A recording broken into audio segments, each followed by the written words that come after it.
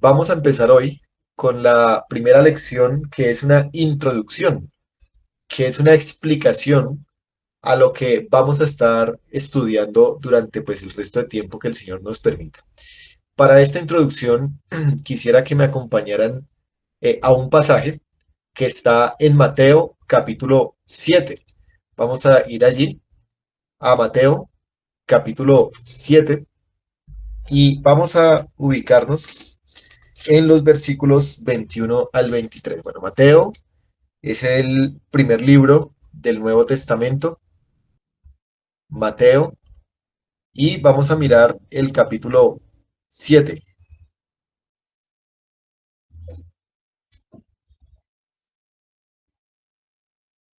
Vamos a ubicarnos en los versículos 21 al 23. Si alguno de pronto no tiene Biblia, bueno, puede usar una de forma digital, una Biblia digital, o si la tiene y no sabe dónde está Mateo, al principio de la Biblia hay un índice o una tabla de contenido, como tiene cualquier libro. Ahí ustedes buscan Mateo, que es el primer libro del Nuevo Testamento. Entonces, Mateo, capítulo 7, versículo del 21 al 23, ese será nuestro pasaje para hacer algunas aclaraciones, para hacer algunas introducciones a lo que vamos a hacer en este estudio. Mateo, capítulo 7, verso 21 al 23. Voy a leerlo a favor de ustedes. Me siguen por favor allí. Dice así: No todo el que me dice, Señor, Señor, entrará en el reino de los cielos, sino el que hace la voluntad de mi Padre que está en los cielos. Muchos me dirán en aquel día, Señor, Señor, ¿no profetizamos en tu nombre, y en tu nombre echamos fuera demonios, y en tu nombre hicimos muchos milagros? Y entonces, verso 23, les declararé, nunca os conocí, apartaos de mí, hacedores de maldad. Bueno, este versículo es un versículo muy confrontante, es un versículo muy importante. Vamos a analizarlo parte por parte. En el verso 21 empieza diciéndonos que no todas las personas que se dicen ser seguidores de Dios, no todas las personas que, vamos a decirlo así, se confiesan como cristianos o como que tienen alguna relación personal con Dios, en realidad van a entrar en el reino de Dios. ¿Sí? Vamos a entender esa expresión reino de los cielos como la vida eterna, el cielo, el paraíso. Entonces el versículo está diciendo que no necesariamente porque alguien diga que es un seguidor de Dios, entonces lo es, solo porque lo afirme con sus palabras, solamente porque lo confiese. No, el versículo dice que es el que hace la voluntad del Padre, miren, el que puede entrar en el reino de los cielos, el que hace la voluntad del Padre. Entonces no se trata solamente de que una persona diga que conoce a Dios, que sigue a Dios, sino se trata de que esa persona haga la voluntad de Dios para que pueda entrar en el reino de los cielos. O sea, es más que palabras, de otra forma de decirlo, es más que palabras. Ahora, la pregunta que nos surge aquí en este pasaje, en este versículo, es ¿cuál es la voluntad del Padre? ¿No? ¿Cuál es la voluntad del Padre? ¿Qué es lo que quiere Dios de la raza humana? Y seguramente algunas personas estarán pensando, bueno, la voluntad del Padre es, por ejemplo, que obedezcamos sus mandamientos, ¿no? O la voluntad del Padre es que hagamos lo que Él nos ha dicho en la palabra que hay que hacer. Y claramente esas cosas están incluidas. Pero ahorita más tarde, en esta misma lección, vamos a mirar un pasaje que nos dice cuál es la voluntad de Dios. Pero por ahora dejémoslo ahí, en incógnito, ¿no? ¿Cuál es la voluntad de Dios? Bueno, dejémoslo en incógnito, pero vamos a mirar el versículo 22 para continuar viendo qué más dice este versículo. Versículo 22 dice, muchos me dirán en aquel día, Señor, Señor, no profetizamos en tu nombre y en tu nombre echamos fuera demonios y en tu nombre hicimos muchos milagros. Bueno, noten algo en este versículo y es que empieza diciéndonos aquel día. ¿Sí lo ven? Dice aquel día. Es decir, que este versículo nos está diciendo que va a venir un día futuro en el que cada uno de nosotros, los que estamos conectados ahora en esta clase y todas las personas del mundo, van a tener que presentarse delante de Dios para darle cuentas o rendir cuentas.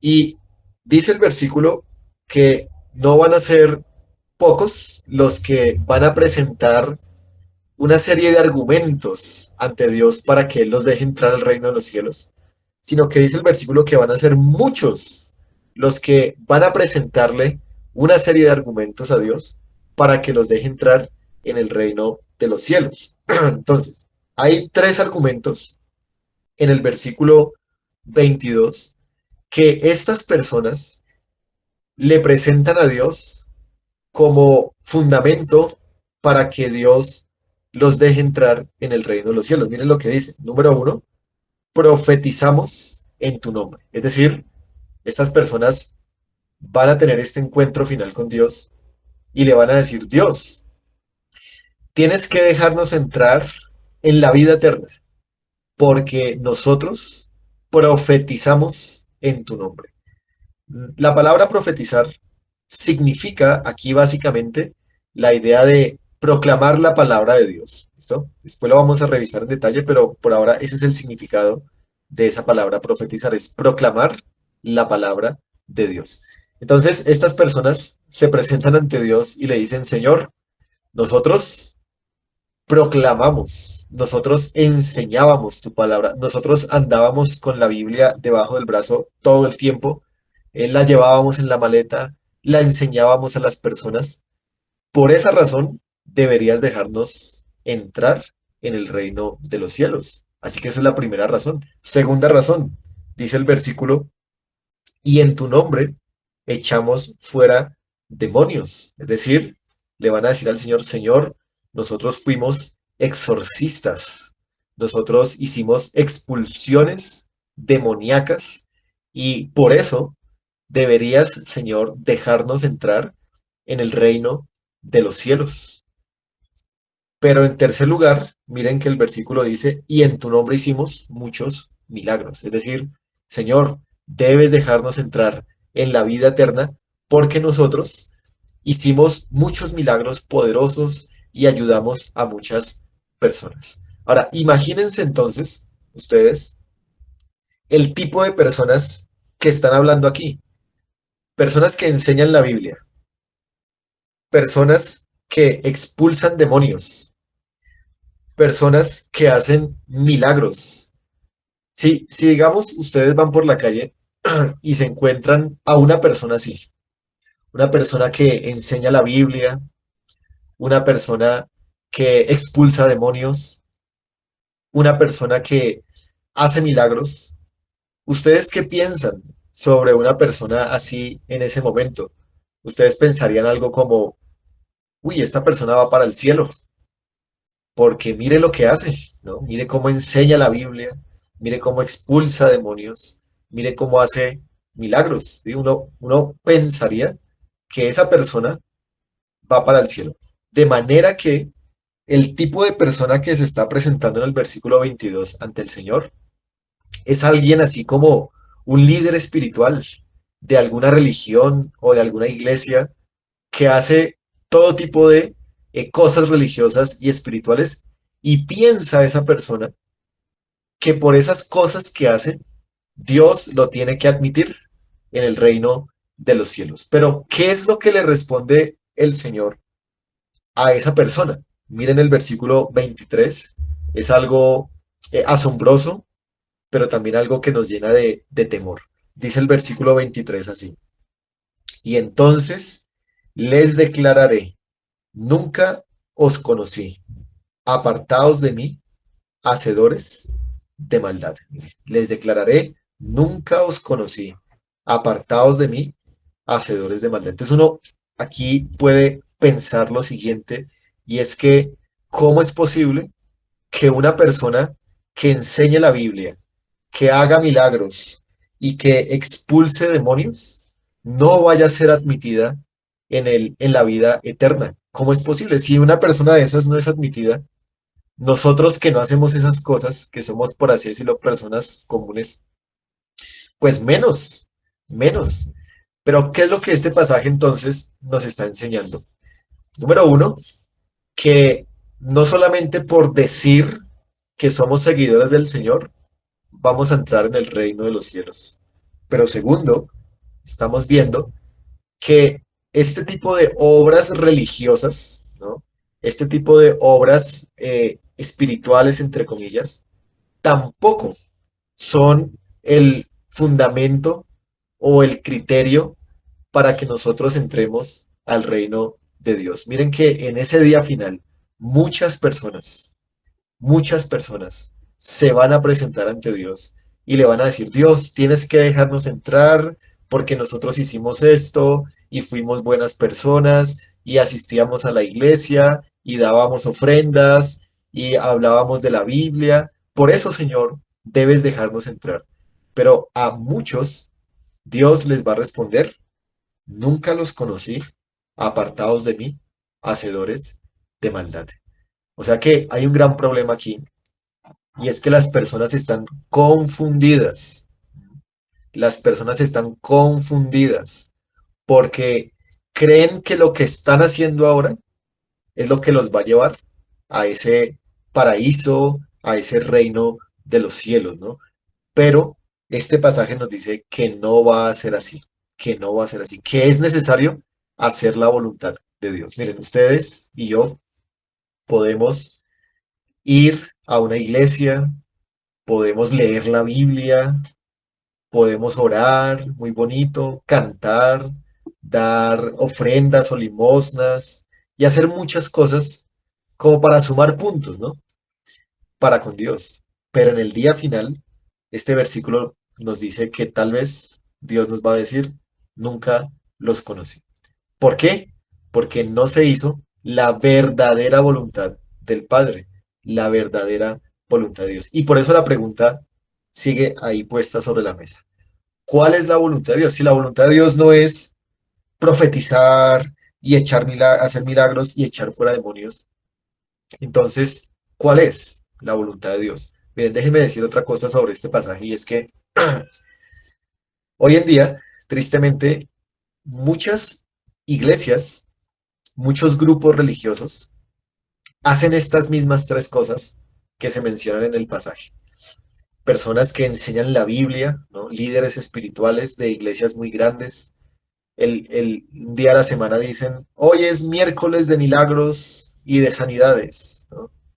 Y otro día dicen, hoy es día de expulsión de demonios, venga para que le expulsemos los demonios, etcétera.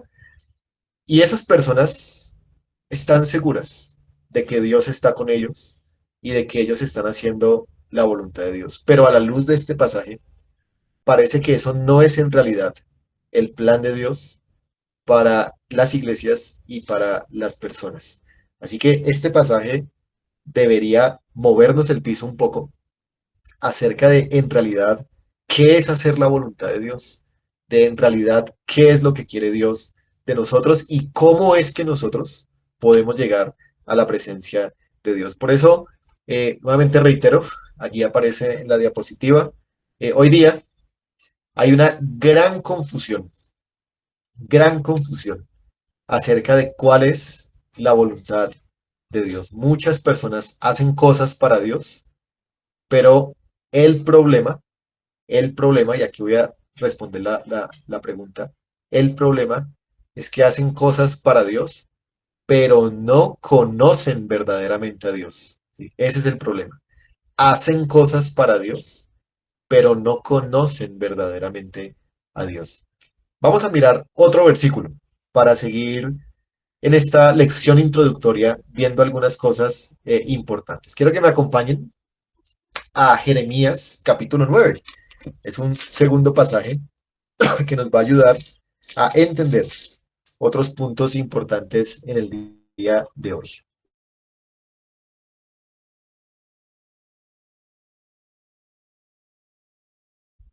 Jeremías capítulo 9, versículo 23 y 24.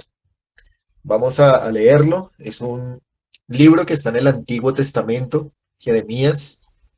Es un libro grande. Ustedes llegan a Salmos, que es como la mitad de la Biblia, y luego siguen por Proverbios, Eclesiastés, Cantares, Isaías, y llegan a Jeremías.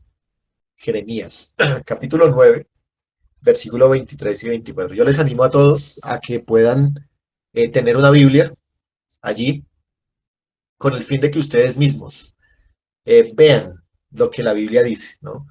Para que ustedes mismos con sus ojos puedan comprobar estos pasajes que estamos revisando. Así que les animo a que puedan tener sus Biblias allí abiertas. Normalmente usamos la Reina Valera del 60, entonces les animo a que la puedan allí tener. Jeremías 9, versículo 23 y 24. Vamos a leerlo. Voy a leerlo a favor de ustedes y ustedes me siguen allí. Dice así este pasaje. Así dijo Jehová, no se alabe el sabio en su sabiduría, ni en su valentía se alabe el valiente, ni el rico se alabe en sus riquezas, mas alabes en esto el que se hubiere de alabar, en entenderme y conocerme, que yo soy Jehová, que hago misericordia, juicio y justicia en la tierra, porque estas cosas quiero, dice Jehová. Bueno, en este pasaje, en el verso 23, se nos va a decir lo que las personas buscan. Y en el verso 24 se nos va a decir lo que las personas deberían buscar. Entonces, con este pasaje vamos a responder la pregunta de ¿cuál es la voluntad de Dios? Es una respuesta general que vamos a dar a cuál es la voluntad de Dios. Entonces, en el verso 23 hay tres tipos de personas también. Uno que se distingue allí como el sabio, otro que es como valiente o el valiente, y el otro es el rico. ¿Sí? Tres tipos de personas. Y el verso nos dice que las personas sabias, valientes y ricas se enorgullecen o se alaban, ¿no? Es la idea, se enorgullecen o se alaban por tener el sabio sabiduría, por el valiente tener valentía y por el rico tener riquezas. Entonces, sabiduría, poder o valentía y riquezas. Las personas de este mundo, sin excepción, buscan estas tres cosas siempre y se alaban cuando pueden alcanzar alguna de estas. El sabio, ¿no? Cuando se llena de conocimientos, cuando termina su carrera, su maestría, su doctorado, entonces se siente orgulloso, ¿no? Entonces se alaba a sí mismo por haber obtenido esa sabiduría, supuestamente. Pero también el poderoso, persona que tiene poder, por ejemplo, el político, ¿no? Hoy en nuestro país, el narcotraficante también, que tiene poder, se alaban en ese poder que tienen. Y en tercer lugar, el rico que tiene riquezas se alaba y se siente mejor que otros incluso porque tiene riquezas. Y todos sin excepción en esta vida estamos buscando eso, ¿no? Buscamos qué estudiar, qué trabajar, qué autoridad, qué poder tener. Todos buscamos estas cosas en la vida, pero el versículo 24 nos dice qué es lo que nosotros deberíamos buscar en realidad. Voy a volverlo a leer. La parte primera dice, mas alabes en esto el que se hubiere de alabar en entenderme y conocerme, que yo soy Jehová. Y al final dice, porque estas cosas quiero, dice Jehová. Es decir, que miren que el verso 24 se nos está diciendo claramente qué es lo que quiere Dios y en qué es lo que nosotros deberíamos alabarnos y enorgullecernos. Y es en entender y conocer a Dios. Así que la respuesta a la pregunta que hicimos hace un momento de cuál es la voluntad de Dios, la voluntad de Dios es que se le conozca y que se le entienda. Nosotros no podemos hacer cosas para Dios si antes no conocemos y no entendemos a Dios. ¿Sí? Nosotros no podemos hacer cosas por Él que Él haya mandado si primero no lo conocemos o lo entendemos. Y la palabra conocer no es la idea solamente de un conocimiento intelectual acerca de cosas sobre Dios, sino que la palabra conocer es la idea de una relación personal con Dios. Es decir, que Dios, antes de que hagamos cosas para Él, quiere que tengamos una relación personal con Él, que lo conozcamos de la manera que Él quiere ser conocido. Así que espero que esté siendo claro. La voluntad de Dios es que Él sea conocido y que Él sea entendido. Así que, ¿qué pasó con las personas de Mateo 7? Esas personas hacían cosas para Dios, muchas cosas para Dios, pero no conocían verdaderamente a Dios en sus corazones. Nosotros debemos evitar ese error y debemos entonces conocer y entender a Dios antes de poder hacer las cosas que Dios nos pide que hagamos. Así que ahí está, miren, Dios quiere ser conocido y entendido. Esa es la voluntad de Dios en términos generales que se nos enseña en la palabra de Dios. Dios quiere ser conocido y entendido. Pero surge una pregunta muy importante aquí, que es la siguiente. Bueno, si Dios quiere ser conocido y entendido, ¿cómo es que nosotros, la raza humana, cómo es que nosotros podemos conocer y entender a Dios? ¿De qué manera nosotros podemos llegar al conocimiento y al entendimiento de este ser llamado Dios, ¿no? Algunas personas piensan o dicen, bueno, yo puedo conocer a Dios a través de una visión, ¿no? Sobrenatural. O yo puedo conocer a Dios a través de un sueño, porque Dios nos habla a través de sueños. O yo puedo conocer a Dios a través de la filosofía, o yo puedo conocer a Dios a través del el racionamiento, la meditación. Ahí es donde yo puedo conocer a Dios. Pero todas estas formas, visiones, sueños, sentires, filosofías, meditaciones, son muy subjetivas. O sea, son muy de la propia mente de la persona y no se puede comprobar en realidad si eso es la forma como Dios se le está dando a conocer. ¿Cómo se comprueba eso? Es muy difícil, casi que imposible. Pero hay una manera que es objetiva, una manera que es segura, una manera que es fiel de poder conocer a Dios. Y esa manera es a través de la palabra de Dios, de las sagradas escrituras. Es decir, que cómo se conoce objetiva y verdaderamente a Dios, se le conoce a través de la palabra de Dios, porque ese fue el medio que Dios mismo dejó para que le conociéramos. Es decir, que la palabra de Dios es lo que Dios mismo dice que es el medio para que nosotros los seres humanos le podamos conocer. La palabra de Dios. Pero entonces nos surge otra pregunta, ¿sí? Nos surge otra pregunta y es, ¿por qué por la palabra de Dios? ¿Ah? ¿Por qué por la palabra de Dios y no por otro medio? Entonces miren el orden que hemos estado viendo hasta el momento. Número uno, hoy en día hay una gran confusión acerca de cuál es la voluntad de Dios. Segundo, hemos visto que la voluntad de Dios entonces es que Él quiere ser conocido y entendido en primer lugar. Y que para conocerlo y entenderlo solamente podemos acudir a la palabra de Dios. Pero entonces la pregunta es, ¿por qué a través de la palabra de Dios? ¿Y por qué no otro libro, otro formato, otra manera? ¿Por qué tiene que ser la palabra de Dios? Bueno, vamos a mirar un pasaje para poder responder entonces a esta pregunta, que es Segunda Timoteo, capítulo 3 versículo 16. Vamos a ir allí, a ese texto. Está en el Nuevo Testamento. Búsquenlo, yo les espero.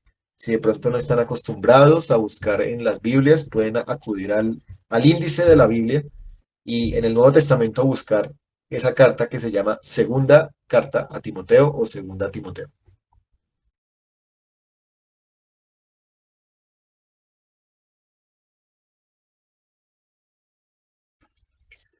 Segunda a Timoteo, capítulo 3 verso 16. Nuevamente reitero, es muy importante que ustedes tengan allí sus Biblias abiertas para poder ver lo que ella dice, para que ustedes vean que yo tampoco estoy inventando cosas, sino que lo extraemos todo de la palabra de Dios. Segunda Timoteo, capítulo 3 verso 16. Voy a pedirle el favor a Franklin si nos pudiera ayudar a leer este versículo. Franklin está por ahí. Segunda Timoteo, capítulo 3 verso 16. Dice, toda la escritura es inspirada por Dios y útil para enseñar, para redarguir, para corregir, para instruir en justicia, a fin de que el hombre de Dios sea perfecto, enteramente preparado para toda buena obra. Muy bien, muchas gracias, Franklin, por la lectura. Bueno, en este versículo 16, la primera afirmación es la que por ahora vamos a analizar. Dice este versículo, toda la escritura es inspirada por Dios. Esa afirmación es muy importante. Toda la escritura es inspirada por Dios. Entonces, ¿por qué es por medio de la Biblia que nosotros podemos conocer a Dios? Únicamente, exclusivamente, porque solo la escritura, dice este versículo, es inspirada por Dios. Ninguna otra cosa, aparte de la escritura, es inspirada por Dios, sino la misma Biblia dice que solo la escritura es inspirada por Dios. Entonces, esa es la razón. Entonces, ¿por qué solamente podemos conocer a Dios por medio de la palabra? Porque la palabra de Dios, dice aquí, es inspirada por Dios. Pero, ¿qué significa?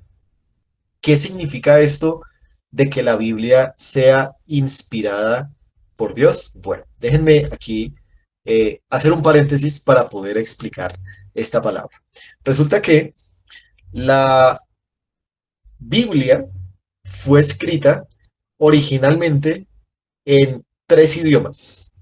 La Biblia fue escrita originalmente en tres idiomas. Tal vez algunos de ustedes los hayan escuchado.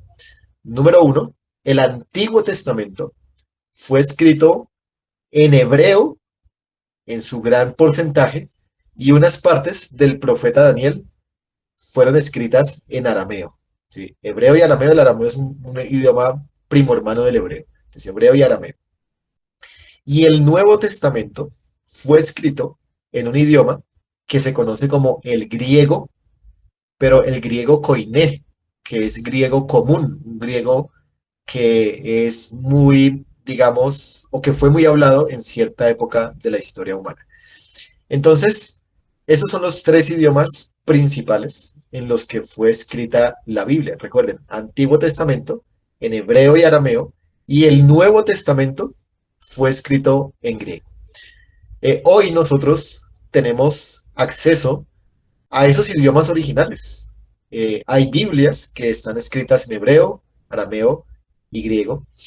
Y a veces sucede que cuando se quiere traducir de un idioma a otro, y eso ocurre en todos los idiomas, de pronto si alguien habla otro idioma, ¿no? Inglés, francés, alemán, etcétera, sabe esto, y es que a veces hay palabras en un idioma que no pueden ser exactamente traducidas al otro idioma y que tocaría explicarlas o tocaría inventarse una nueva palabra para poder explicar ese término original.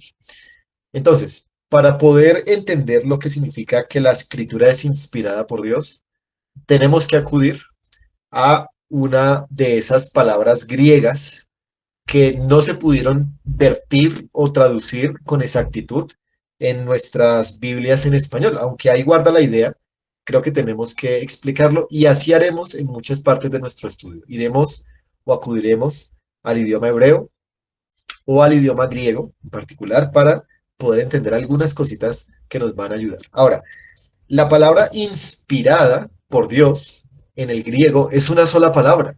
O sea, en nuestro español son tres palabras, ¿no? Inspirada por Dios, tres. Pero en el griego, inspirada por Dios es solamente una palabra griega. Y esa palabra griega, si quisiéramos traducirla así literal al español, diría, toda la escritura es soplada o respirada por Dios. ¿Sí? Eso significa la palabra inspirar. Significa soplada o respirada o exhalada por Dios. Entonces nosotros podemos leerlo así, ¿no? Toda la escritura es soplada por Dios. Bueno, ¿por qué soplada? ¿Qué es lo que quiere transmitir esta palabra? Yo les pongo un ejemplo, porque este término lo usa uno también aquí en Colombia. Por ejemplo, cuando usted está en el colegio o estuvo, o en la universidad o estuvo, eh, a veces el compañero, y estaba uno en medio de la evaluación, ¿no? Y el compañero le dice a uno, oiga, sópleme la respuesta. ¿Mm? Sópleme la respuesta. O uno le decía a él, ¿no? Hey, sóplame la respuesta. Pero, ¿qué es lo que uno quiere decir con esa palabra sóplame? Bueno, la palabra sóplame ahí está siendo usada con la idea de transmítame información, ¿sí? Transmítame información para yo poder responder el mensaje. De manera que ese mismo significado es el que se parece al del versículo 16. Cuando decimos que toda la escritura es inspirada por Dios, lo que la Biblia quiere decir es que toda la Biblia, cada una de sus palabras y letras, han sido transmitidas, esa es la idea, han sido sopladas de parte de Dios hacia el hombre. Así que la inspiración de la palabra significa que Dios es el que se encargó de hacer que la Biblia fuera escrita, que todo lo que en ella se escribiera estuviera diciéndonos lo que Dios quería decir y al mismo tiempo este proceso de inspiración, de soplar, significa que Dios guardó toda la palabra de cualquier contradicción y de cualquier error que pueda tener. Así que la palabra de Dios es perfecta, no tiene errores y dice lo que Dios quiere decir porque Dios la inspiró. Esa entonces es la respuesta a la pregunta de por qué por medio de la palabra.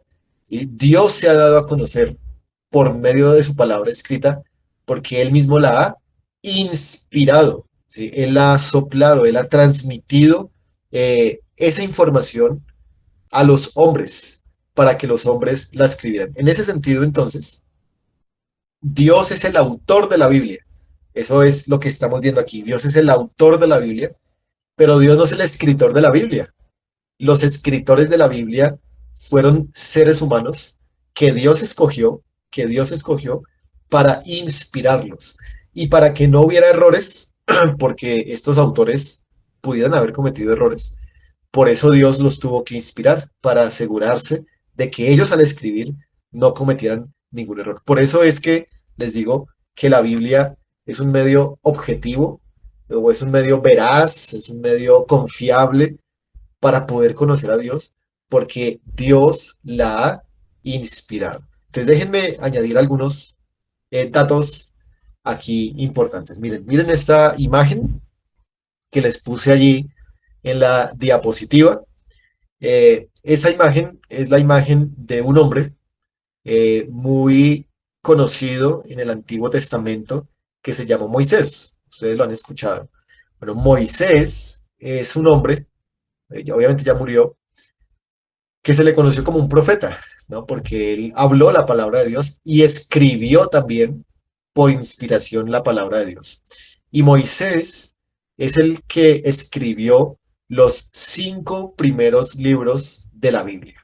Es decir, Génesis, Éxodo, Levítico, Números y Deuteronomio son los 5 primeros libros de la Biblia que Moisés, siendo inspirado por Dios, escribió. Ahora, si nosotros seguimos haciendo la cuenta de cuántos hombres fueron los que escribieron la Biblia, vamos a tener o vamos a llegar al dato de aproximadamente 40 escritores. Bueno, ahí no es autores, sino escritores, ¿no? El autor es Dios, pero los escritores son estos hombres que Dios escogió. Entonces, alrededor de 40 hombres, si usted hace la cuenta, por ejemplo, usted dice, bueno, ¿quién escribió Mateo?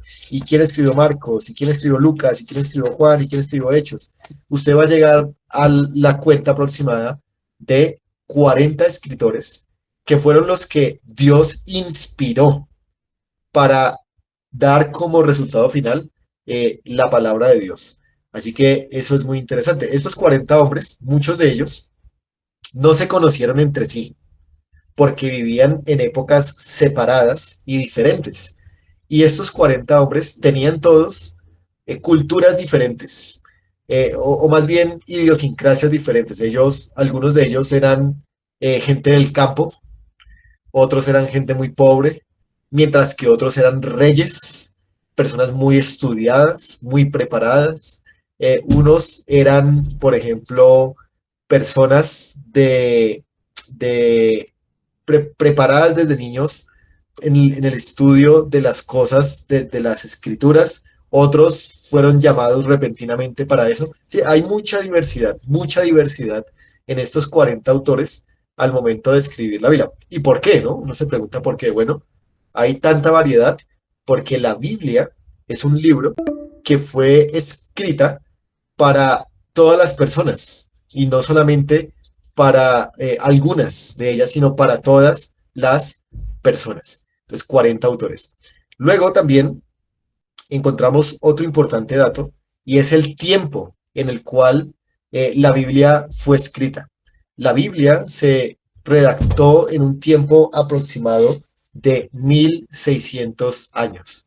El Antiguo Testamento fue escrito en un periodo de 1500 y el Nuevo Testamento fue escrito en otro periodo de 100 años. Es decir, que en total fueron 1600 años el tiempo en que tardó escribirse la Biblia. Y como yo les digo, ninguno de estos autores se conocieron entre sí, o la gran mayoría no se conocieron entre sí, y a pesar de eso, escribieron cosas que no contradecían, sino que complementaban lo que los otros habían escuchado o escrito.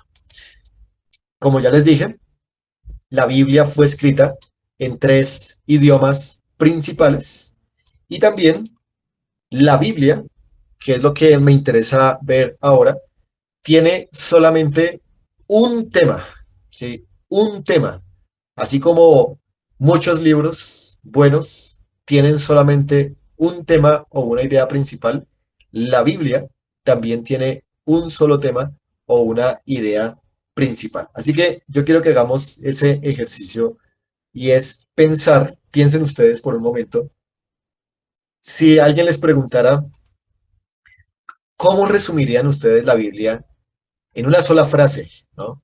En una sola oración? ¿Cuál sería? Si tuvieran que redactar un tema que resuma lo que la Biblia enseña, ¿cuál sería ese tema? Piensen por un momento en eso. ¿Cuál sería ese tema? ¿Cuál creen ustedes que es ese tema del que la Biblia habla desde el principio hasta el final? Y yo quiero que miremos ese tema en la misma Biblia. La misma Biblia nos va a dar el tema.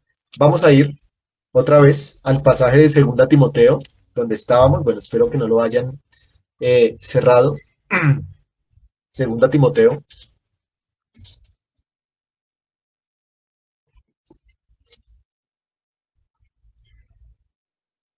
capítulo 3, pero ahora vamos a leer el 15. Habíamos leído el 16, pero ahora vamos a leer el 15. Dice así, segunda Timoteo 3:15. Voy a leerlo a favor de ustedes. Dice así: y que desde la niñez has sabido las sagradas escrituras, las cuales te pueden hacer sabio para la salvación por la fe que es en Cristo Jesús.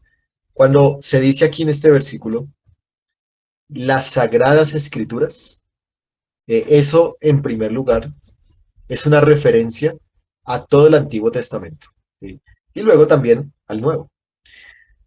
Y dice ese versículo que esas sagradas escrituras te pueden hacer sabio, a Timoteo, que es al que le está hablando, te pueden hacer sabio para, miren esto, la salvación por la fe que es en Cristo Jesús. Mire, salvación por la fe que es en Cristo Jesús. De manera que la Biblia fue dada por Dios mismo a la raza humana para que nosotros conozcamos, ¿ah? Conozcamos a Dios y sepamos cómo es que podemos ser salvos por la fe que es en Cristo Jesús. En otras palabras, mire, si hubiera una palabra, solo una palabra, para resumir todo lo que enseña la Biblia, esa palabra tendría que ser Jesucristo, ¿sí?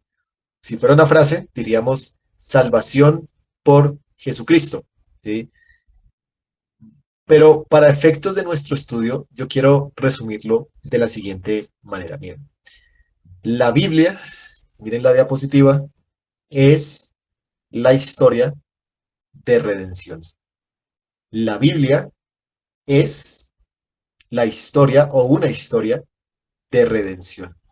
Eso es la Biblia resumida en una sola frase. De qué habla la Biblia? La Biblia, miren, es una sola historia, y eso yo se los voy a enfatizar en cada clase para que no se nos vaya a olvidar. La Biblia no son varias historias, ¿no? Que la historia de Adán y Eva, y que luego la de Caín, y que luego la de Noé, y la de Abraham, y etcétera. No. La Biblia es solamente una historia que va desde Génesis hasta Apocalipsis y trata sobre la redención. ¿Qué significa la palabra redención? La palabra redención significa rescatar, ¿sí? No se les olvide. Rescatar. Eso significa la palabra redención. De manera que la Biblia es una historia de cómo Dios ha rescatado al ser humano. La historia de la redención es una historia de lo que Dios ha hecho por el ser humano y no de lo que el ser humano puede hacer por Dios. Miren, esa frase resume muy bien lo que es la Biblia. La Biblia es una historia de lo que Dios ha hecho por el ser humano y no de lo que el ser humano puede hacer por Dios. ¿Y qué es lo que Dios ha hecho por el ser humano? El versículo que estamos viendo habla de Jesucristo, ¿sí? La manera en que Dios ha obrado para salvar al ser humano, como lo vamos a ver, es por medio de enviar a Jesucristo. Así que toda la Biblia, como lo dice este versículo, desde Génesis, desde el Antiguo Testamento, nos habla de Jesucristo. Miren, hoy muchas personas piensan que Jesucristo se habla solamente en el Nuevo Testamento, ¿no? Entonces en Mateo, cuando Jesús nació en el pesebre, en Belén, etcétera, desde ahí es de donde se empieza a hablar de Jesucristo, pero según el versículo que acabamos de ver, 2 Timoteo 3:15, vemos que eso no es verdad. Vemos que a Jesucristo se le empieza a mencionar, se le empieza a aludir desde el Antiguo Testamento, es decir, desde Génesis, como lo vamos a estudiar luego, desde Génesis, uno empieza a ver que Jesucristo es el personaje central de esta historia de la redención. Entonces, ¿cuál es el tema de la Biblia? ¿Cuál es esa frase en la que podemos resumir toda la enseñanza de la Biblia? La Biblia es la historia de la redención, una historia que nos cuenta un rescate que Dios ha obrado por los pecadores. Ahora, teniendo toda esta información, ahora déjenme concluir y resumir algunas cosas. Número uno, debemos decir que debido a que la Biblia es inspirada por Dios, ella es la autoridad de este estudio. Yo no soy la autoridad. Yo soy pastor de una iglesia, como les mencioné, pero yo no tengo la última palabra. Yo no tengo la autoridad sobre ustedes ni nada por el estilo, sino que es la Biblia, la misma Biblia, la que es autoridad. Es decir, que todo lo que ella nos diga debería ser creído con el corazón, deberíamos guardarlo en nuestra alma, porque es, como dice ella misma, la palabra de Dios, porque es inspirada por Dios. Pero segundo, también quisiera decirles que la Biblia es una historia y como una buena historia debe ser vista desde el principio. ¿Sí? La Biblia no puede ser vista desde la mitad, ¿sí? O desde el final. Eso es como cuando usted ve una película, una novela o una serie en Netflix. Usted no pone la serie desde el capítulo de la mitad o desde el final, porque usted va a perder el interés y no va a comprenderla. La Biblia tiene que ser estudiada como una buena historia o como una buena película desde el principio. Y eso es lo que nosotros vamos a hacer en nuestro estudio.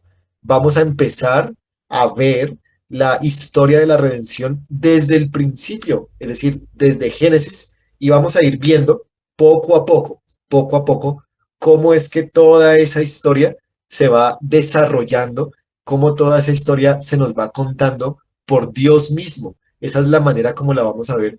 Y de esa forma vamos a ir como armando un rompecabezas. Imaginen que la Biblia es como un rompecabezas. Vamos a ir poniendo las piezas en orden, mire, por una, una por una. Y al final de este estudio vamos a poder tener una visión clara, un entendimiento claro de qué es lo que Dios dice sobre él mismo y qué es lo que Dios ha hecho por el ser humano. No hay otra manera. Hay que estudiar entonces la Biblia. Y entonces eso lo vamos a hacer ya desde la siguiente clase. Por eso yo les recomiendo mucho que, número uno, puedan conectarse siempre a la misma hora para que no pierdan el hilo de la historia. Yo creo que cuando ustedes están mirando una serie en Netflix y usted no puede ver un capítulo un día, usted no va a mirar otro capítulo otro día, sino que va a tratar de adelantarse con ese capítulo que no vio para que no pierda el hilo. Bueno, algo así va a suceder aquí. Yo les animo a que traten de estar siempre para que no se pierdan ni un solo episodio, ni un solo capítulo y puedan así entender toda la línea histórica de lo que la Biblia nos cuenta. Así que les animo a eso. Pero también entonces, ¿qué hemos visto hoy? Repasemos brevemente lo que hemos visto hoy y terminamos. Entonces, vimos tres pasajes al inicio que nos enseñan que hoy en día hay una confusión grande sobre cuál es la voluntad de Dios. Segundo, que la voluntad de Dios es que lo conozcamos y lo entendamos. Y tercero, que Dios se ha dado a conocer por medio de su palabra escrita porque Él la ha inspirado.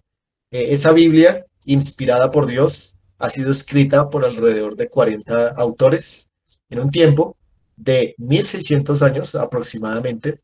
Ha sido escrita en tres idiomas originales, hebreo, arameo y griego, y tiene solamente un tema que es la historia de la redención, que nos cuenta lo que Dios ha hecho por el ser humano y no lo que nosotros hacemos por Dios. Entonces, vamos a dejar por hoy hasta aquí.